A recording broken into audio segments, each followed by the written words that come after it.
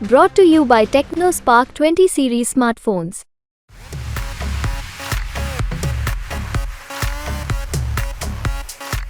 देखिए, आंसू आंसू तो घर के चार दीवारी में बहाने वाली चीज़ है, दिखाने वाली चीज़ है नहीं है।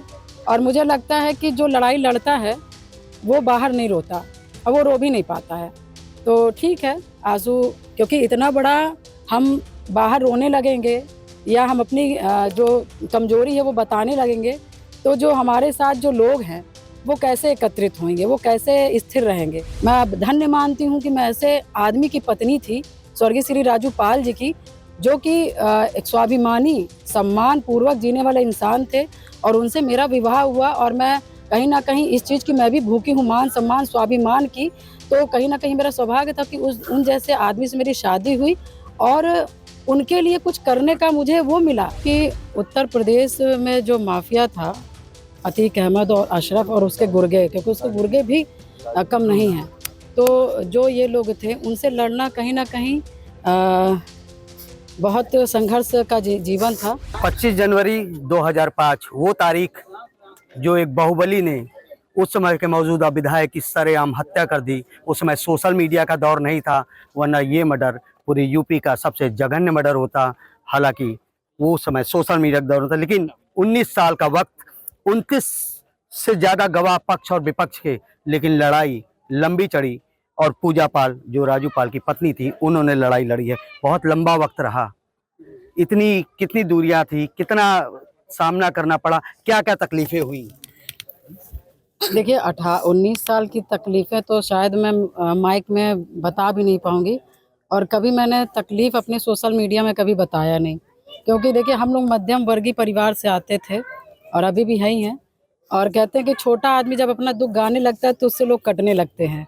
तो मैं कभी सोशल मीडिया में कभी अपने दुःख और तकलीफ़ को नहीं बताना चाहती हूँ और ना आगे बताना चाहती हूँ। मगर हाँ, बस इतना ज़रूर कहना चाहती हूँ कि तकलीफ़ें बहुत आईं। और क्योंकि उत्तर प्रदेश में जो माफिया था, अतीक अहमद और अशरफ और उसके गुर्गे, क्योंकि उसके गुर्गे भी कम नहीं हैं।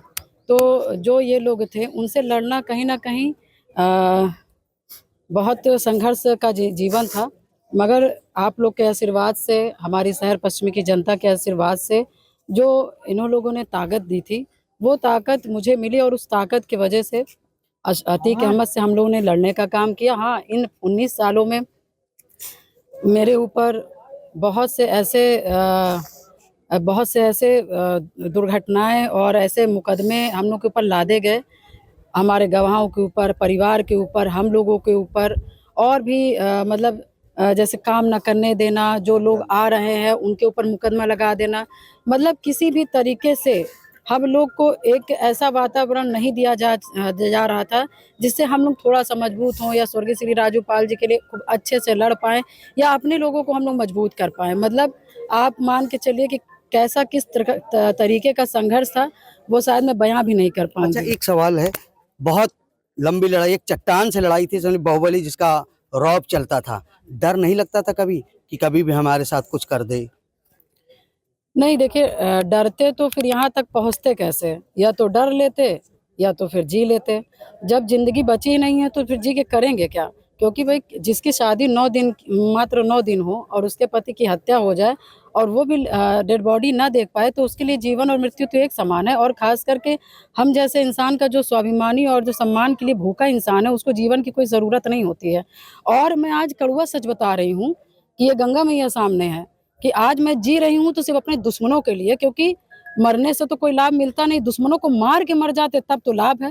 तो मुझे तो जीने का मन भी नहीं कर रहा था, मगर हमारे जो दुश्मन है ना, उनको सबक सिखाने के लिए, स्वर्गीय श्री राजू पाल जी को न्याय दिलाने के लिए, और मैंने कसम खाई थी कि लोग यहाँ पे अतीक अहमद, अतीक अहमद, अतीक अहमद, अशरफ, कितना लोग डरते थे।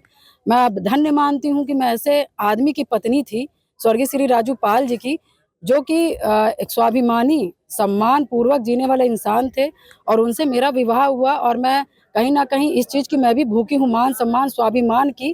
तो कहीं न कहीं मेरा सौभाग्य था कि उन जैसे आदमी से मेरी शादी हुई और उनके लिए कुछ करने का मुझे वो मिला। मिलना तो इस तरह का नहीं चाहिए, मगर ठीक है, डरे क्यों? जब मेरे पति नहीं डरे, जब मेरे पति नहीं डरे तो वही शेर की पत्नी शेरनी होती है, गिदड़ाइन तो होती नहीं, तो मैं डर के क्या करूंगी। क्योंकि जिस तरह से आम जनता की विचारों की हत्या हुई, जिस तरह से राजू पाल जी की हत्या हुई, उसमें हम लोगों को कुछ सोचने की ज़रूरत नहीं। उस समय सिर्फ ये ज़रूरत थी कि अतीक अहमद से लड़ना है, उसके लिए चाहे जिए चाहे मरे। क्योंकि मैं सन 2005 में मैंने कचहरी में 2 अक्टूबर को मैंने कहा था कि मैंने अपने सर में कफन बांध के मैं निकली हूँ, और इस कफन को चाहे मैं सर में बांध लूंगी, चाहे अपने शरीर में बांध लूंगी, मगर मैं अतीक अहमद से लड़ के दिखाऊंगी और इनका मैं पतन करके दिखाऊंगी।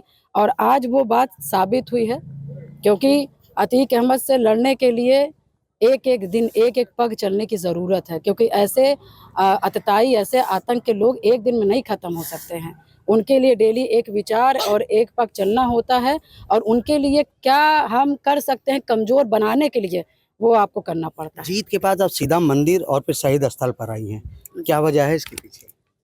देखिए, क्योंकि देखिए ये मेरा सिद्धांत रहा या मेरी विचार रही है कि क्योंकि जब 25 जनवरी का जब वो था, तो उसके बाद मेरे पति की डेड बॉडी नहीं मुझे दी गई।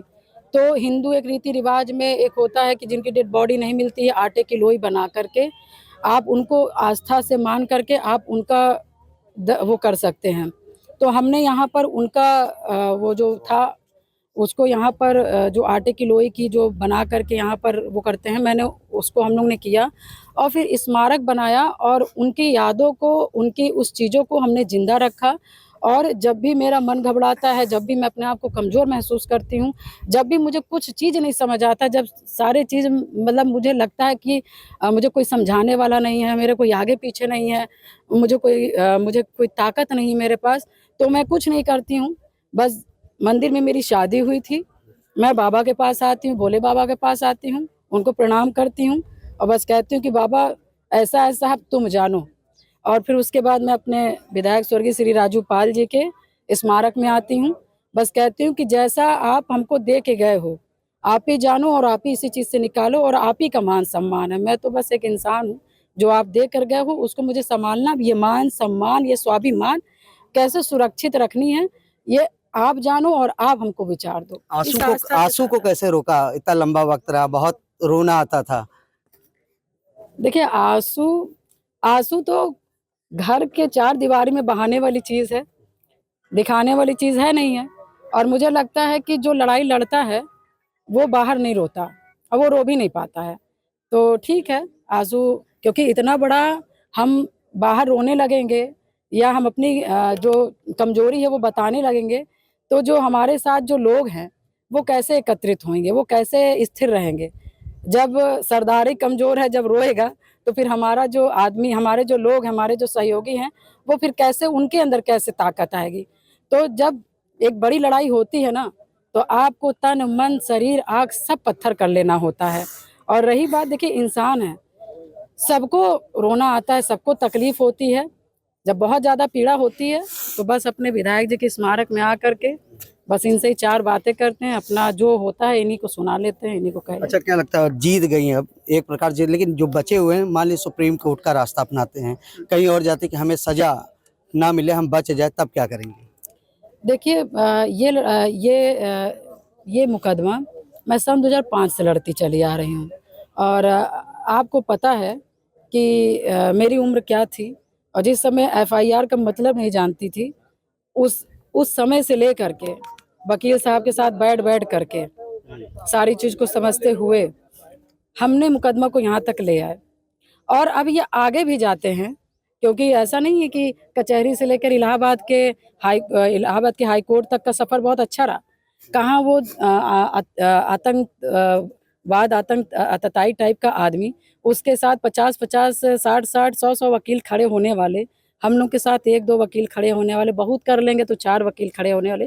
मगर आपके पास मुद्दा होना चाहिए, आपके साथ निडरता होनी चाहिए, आप लड़ोगे।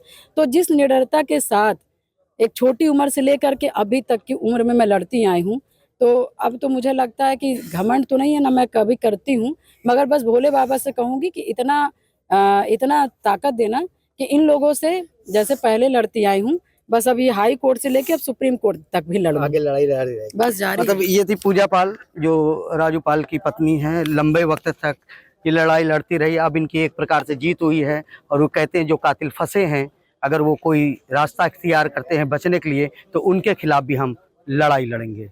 आनंद राज, यूपी तक, प्रयागराज।